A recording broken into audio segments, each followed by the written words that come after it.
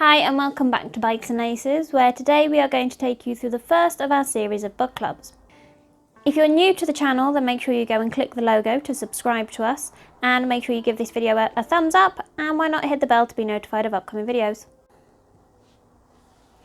So the Bikes and Laces book club is going to be a monthly video that comes out where we're going to review a book that either myself or Chris has read.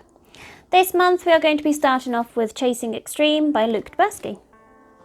Chasing Extreme takes you on an adventure with Luke, going right from his football days all the way through to his monumental adventure of the ultimate triathlon. You get to experience the lows of his recurring injuries right the way through to his highs of feeling like a superhero as he's about to jump on the bike during his Morocco to Monaco adventure. During his story, you get to experience the life of going through the Marathon des Sables with Luke. In his book, he says that everything about this race, the distance, the landscape, the weather is extreme. I was running the equivalent of 6 marathons back to back across the Sahara Desert, carrying all my supplies with me. The Marathon des Sables is quite a challenging event in itself, but nothing quite prepared you for the challenge of his next event. Reading through Chasing Extreme, I couldn't help be captivated by the words, not just because of the immense adventures and extreme sports that Luke goes on, but also the brutal honesty of this book. As you started to read and he goes on about his injuries, you start to get phrases such as this.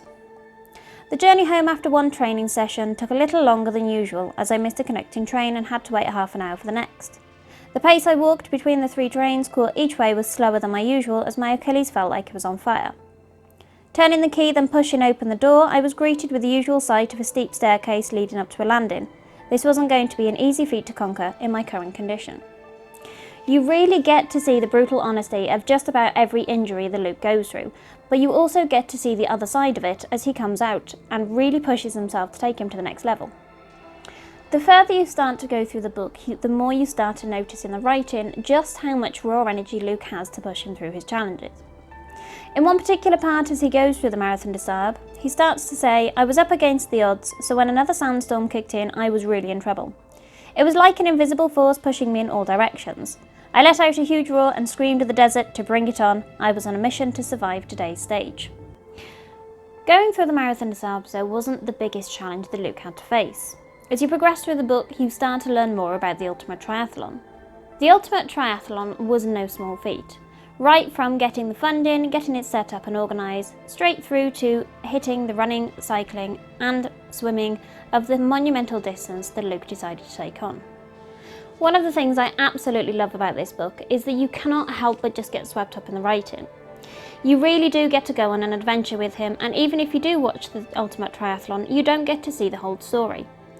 This book unveils just how much recovery and how much time he needed to go into afterwards, so you almost get the second part of the ultimate triathlon. I think for me, my favourite part of this whole book was possibly going down the route of the Marathon des Sables. Now this is because this is a race that I personally would like to have a go at and do myself. However, I also really appreciated the brutal, open honesty of just seeing how hard it was taking on the huge feats of challenge that he put himself through. So, would I recommend this book? Definitely. This book is great for anybody who classes himself as a runner, cyclist, sports enthusiast or an adventurer. It has lots of helpful tips and hints and a great gripping story that you can take with you on the go or just sit and enjoy with a cup of tea at home. If I had to give this book a rating, I would give it 3 spoons out of 3, and you'll see why just as you read the book. Thanks for watching, we hope you enjoyed this video. If you did, then give it a thumbs up and hit the Bikes and Laces button to subscribe. And why not ring the bell so you can be notified of upcoming videos. Next month, the book that we are going to be sharing with you is going to be Victoria Pendleton, and Chris is going to take you through that one.